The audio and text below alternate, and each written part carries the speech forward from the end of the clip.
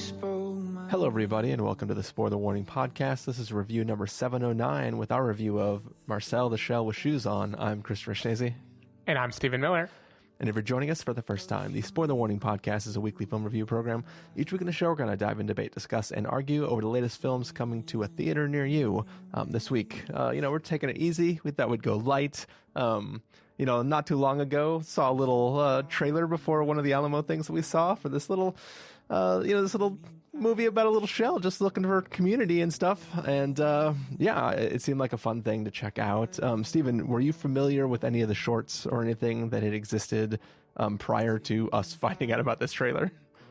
Only in that I knew they existed. Like Jenny Slate in interviews or podcasts or whatever had mentioned mainly the children's book series, because each of the shorts also had an associated book that they made, like an illustration of Marcel. But no, I hadn't seen any of them. I only watched them after watching the movie. In fact, I watched 2.5 out of 3 of them before it was time to record tonight. So okay. I haven't actually seen all of them. And are these just like on YouTube or something? They are, yeah. They're on YouTube. Okay.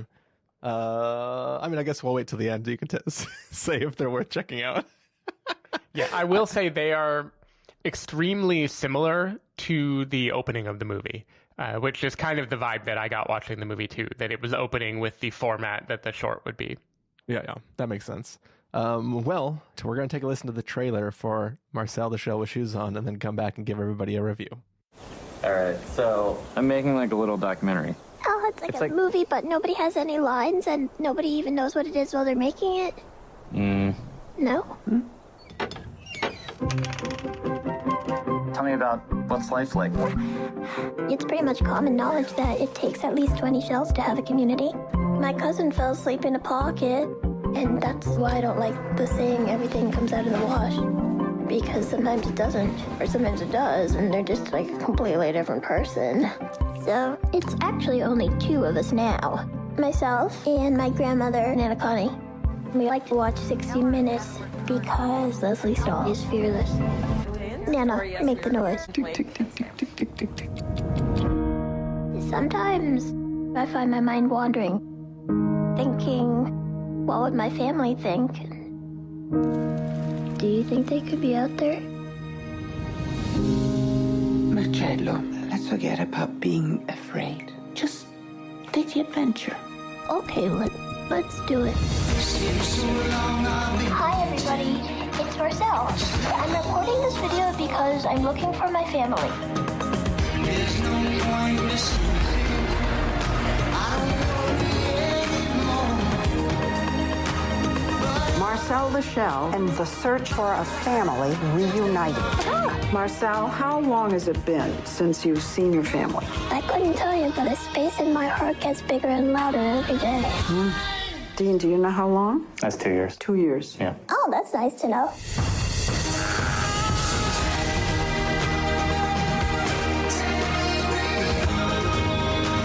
There's so many places that they could be. Marcel the Shell with Shoes On. Whoa. You are beautiful.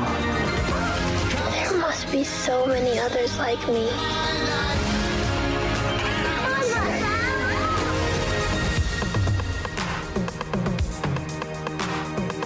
He has got to go. Not that I don't like Arthur. Not that. No! Oh my God! Arthur. No! Arthur. Off! All right, so Marcel the Shell with Shoes On is sort of this fictional documentary where this man is currently staying at an Airbnb where he has discovered that there is this small shell named Marcel that is living in that Airbnb, and he decides to start following it around and seeing what it's life like, what's the life of being a shell, and sort of, just forms this bond with this little shell as the shell tries to think fondly about the community that it has lost. Stephen Miller, what did you think about Marcel the Shell with Shoes On? I thought Marcel the Shell with Shoes On was very, very, very, very cute. Honestly, this may be a very short review because I don't know how much there is to say about how cute it is, because this is it's a wisp of a movie. It's a little ray of sunshine, right? This is a movie that is just like it is Jenny Slate's voice. It's like a whisper, and it's rapid fire saying things that are silly and sweet and moving, and it's all just going so quickly and lightly. It doesn't really bowl you over, but it's kind of wonderful in how light and just pleasant and airy it is. The kind of moment that I think summarizes the whole movie is there's a point where Marcel is, I believe, having a relatively serious conversation. I think maybe on a phone call about 60 minutes. And while the whole conversation is going on, he is standing on a key of a keyboard, and there's a Word document behind him, and the letter Z is just slowly being written over and over and over and over again. And to me, that is the kind of humor of this movie. It is like a sweet movie that makes you chuckle, but you chuckle in a way where it's like the lead character doesn't know that he is being funny.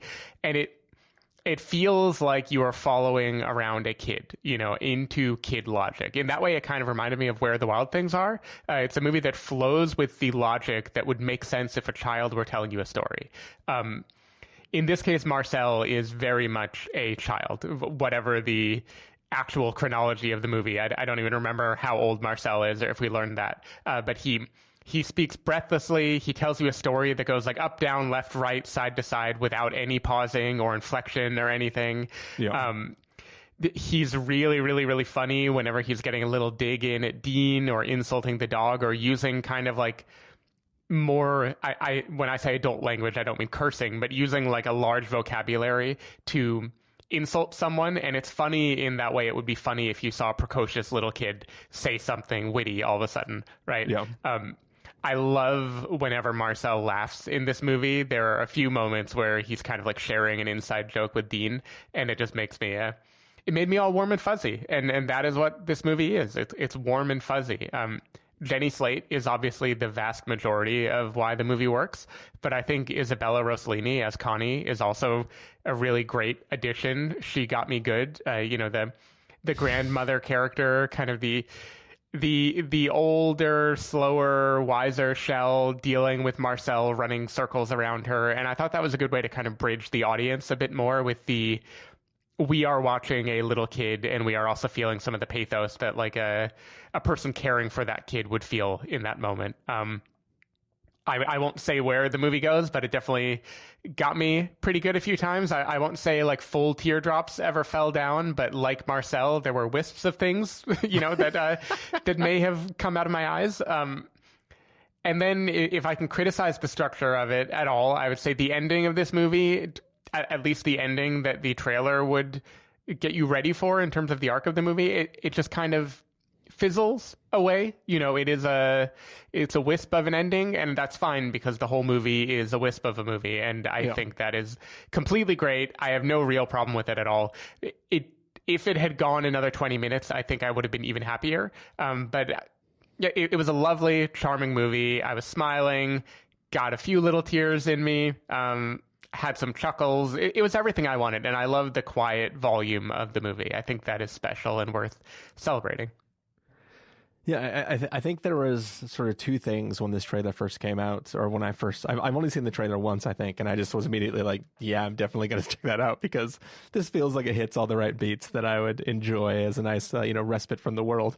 But I think that there were two aspects of it that I was sort of keying in on. One was like the cute nature of just the shell itself, like this little dude that's a shell with the one eye sticking out of the hole and just has shoes and talks a lot, like that seemed like there was a lot of cute stuff that could happen there, and obviously this film executed on that pretty much perfectly. I mean, everything about this film is very clever with the way it tries to plan out the day in the life of this shell that's an inch tall or whatever, and just the challenges of being that small in a place, but also the idea of having sort of been set free in this home that's only lived in from time to time. There's a lot of fun playing with the environment, and it kind of reminds me a little bit, for obvious reasons, especially if you look at the poster of Toy Story 1, where you just see what the toys do when the humans are not around.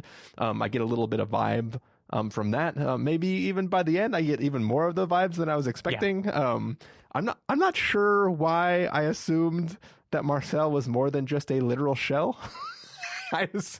For some reason, I was not thinking in an inanimate object that is alive. I was thinking like a thing that lives in a shell that's just sort of anthropomorphized, right? It's probably the shoes that made you think it was more. Yeah, maybe. If it was just Marcel the Shell, not Marcel the Shell with shoes on, I would have been like, oh, I get it. But yeah, we kind of learned later on that, even things like a pretzel can be alive, which is kind of a dark turn if you think about it. That was my one plot note is we might have to talk about the world that this has built and the deep ethical concerns that it raises by the existence of pretzels and frosted mini wheats or whatever that are also alive in the same world as the shells. Yeah. So that was a little bit strange. It kind of took me for a loop. But I think one of the things that I was excited to get into is all these, moments in the trailer and stuff where it was talking about community and what that means and stuff like that. And this search that Marcel is going to go on so that he can find his family again or some community to belong to. And if I'm honest, my one criticism of the film is that it sort of doesn't, it stays very surface level. It kind of has nothing to say around that area. At least that's kind of the way I felt for it. All those conversations happen in these other interviews that are not just him and Dean. And we don't actually see those interviews. We see part of them taking place, and then we see the aftermath of it. But it seems like all of the actual statements about life and community and what it means and longing for having people that you can be a part of is kind of strangely absent for this movie. And it's like, this film is incredibly cute and I love that, but I kind of was like, I wanted more Swiss Army Man, and I got more, I don't know, something that's cute but doesn't have anything to say. It is much more of a kids movie than I think the existence of Jenny Slate and the trailer would have made me think. I do think though, you talk about surface level, and I think for an adult, yes, it definitely is a bit surface level, but I wonder, in the trailer even, they revealed that it has been 2 years since Marcel has been with his family. And I hope it isn't too big a spoiler for the movie to say that maybe good things happen by the end. I hope you would have assumed that going in. But anyway, if you look at the arc that Marcel goes on of being in isolation for 2 years and then suddenly being surrounded by everyone again and then feeling maybe a little bit of an ache or not knowing exactly how to deal with that, that might be very interesting for kids who live through the last, 2 years where they suddenly spent a long amount of time with just a parent figure and no one else, suddenly getting reintroduced to community and kind of remembering what it felt like to be around people. I don't know if that was intentional on the part of the movie. I'm not sure. I know it premiered at Telluride late last year, so it had definitely been in production during COVID at least. Yeah. But I just wonder if that is part of the lesson that they're trying to teach is it's okay to feel good and bad at the same time about this. And isn't it, I don't know. There was something there that I found kind of touching of maybe a way of communicating to kids this complicated thing that they might be feeling. Yeah. I guess just part of me thinks that it's too over kids' head and too under adults' heads, right? It's in that weird torso spot. Yeah. But Marcel is pretty much all torso. But yeah, or all head where the torso should be. Yeah. But yeah, I think all in all, I very much enjoyed this film, and I was just prepared to be blown away potentially, and I think that what I got was just a very cute film that is incredibly clever and has a lot of interesting visual gags and concepts to play with in this environment. And even I guess set design, we'll call it. I really like the environments that are built by the shells. But yeah, it's so Marcel is a part of a community of shells, right? There's Marcel the Shell with shoes on, and then a bunch of other shells with various accoutrements. And some event 2 years ago separated them, right? But honestly, this, like, what's weird to me is, like, when we learn later on that, like, anything that's technically inanimate can be sentient thing, I wonder why there weren't other communities in the home that Marcel could have formed a relation. I mean, you know, there were the bugs and stuff like that. Yeah. But like, it just, there's some, I don't know. I think my brain broke when I found out all the other things could be alive too. Yeah. The pretzel really, really did a number on me. I think the movie, so this is not Toy Story in that I don't think it is saying all shells can talk, right? It's saying Marcel can talk and some other shells can also talk. And also a couple pretzels can talk. And it just needs to be received on that level. Because otherwise, Marcel eating popcorn, I don't know how I feel about any of that. Well, that's even when you first start seeing... That's true. Yeah, Marcel doesn't have a community because Marcel ate them.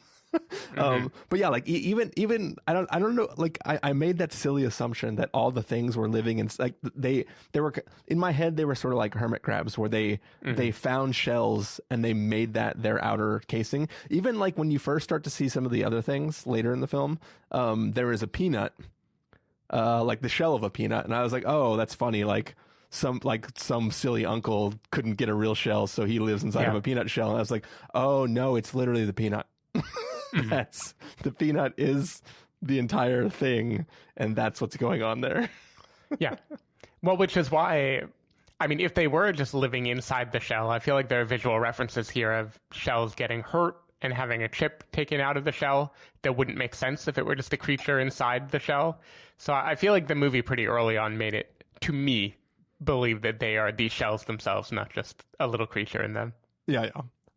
But the movie also doesn't know. I mean, it is interesting because the movie at once has really, really, really light world building in that questions of what is animate and what isn't animate, we don't care, right? It is not going to address them at all. But then in the way that it plays out, how would a tiny little shell get up to a high place on the wall? How would a tiny little shell make fruit fall from the tree? Like it thinks through all of that so deeply. I think it's a really funny combination of very high level world building and no world building at all, depending on just what register you're thinking in.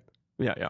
And all that is like that's really where this film shines. It's just watching it play in the environment, what it can do with, you know, tissue paper or a little compact, like, you know, all that stuff is really clever and really, really fun and you know, cute as hell. There are times when people are chuckling. Oh yeah, that's one of the things I was going to ask you is how many kids were in your screening? Because you also saw a brunch screening, but you saw it the day before I did, I think.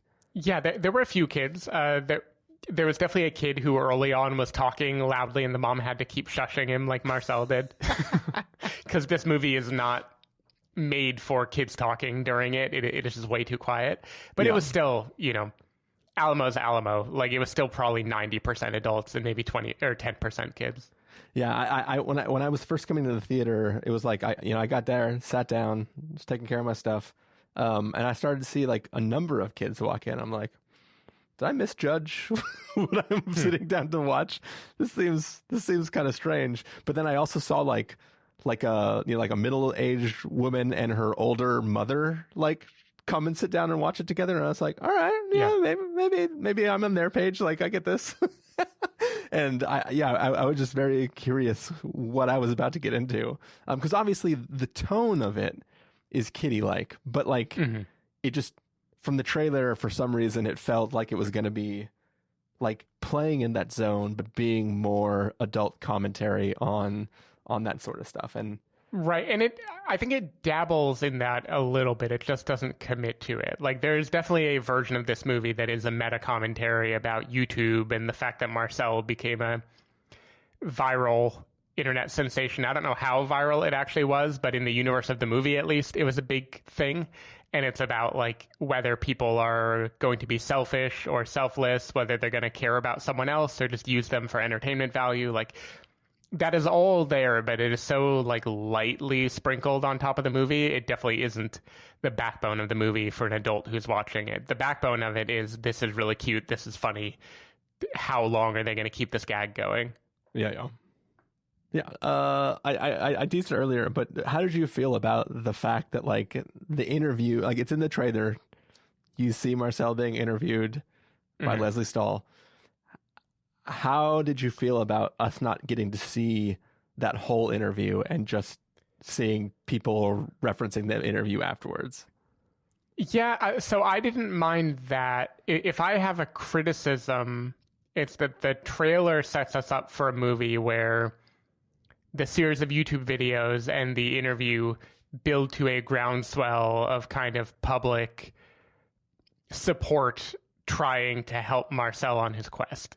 Yeah. And none of that is really how the movie plays, right? Like the interview just becomes I actually think they handle it pretty well in terms of how they use the interview in the structure of the movie, much later than I thought they would, especially when we are actually about to watch it for real. But yeah, I don't know. I didn't mind it. I think there's only so long you can watch a regular human being like Leslie Stahl like smirk and interact with a little shell before... I don't know. I feel like they did the right amount of that, and watching it for too long, probably it would have lost its luster a bit.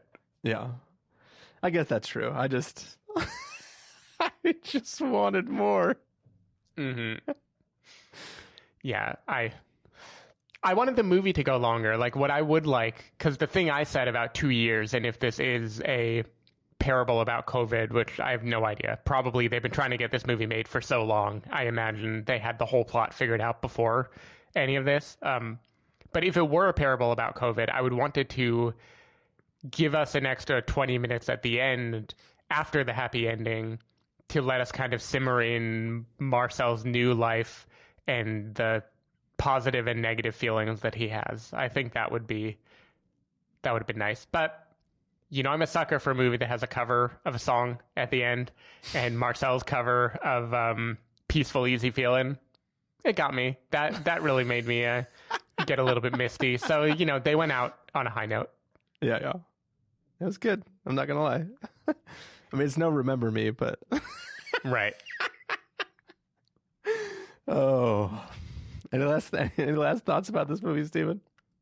I don't think so. I don't mean to damn it with faint praise because I think it was completely lovely. I just think it is a movie that is so much about the feeling and the little details of the world that they've constructed for Marcel. And frankly, Jenny Slate's just amazingly good, cute/comic voice and timing and intonation and how Marcel tells stories. Yeah. I think that's what the movie is. And hearing me talk about it is not going to help at all.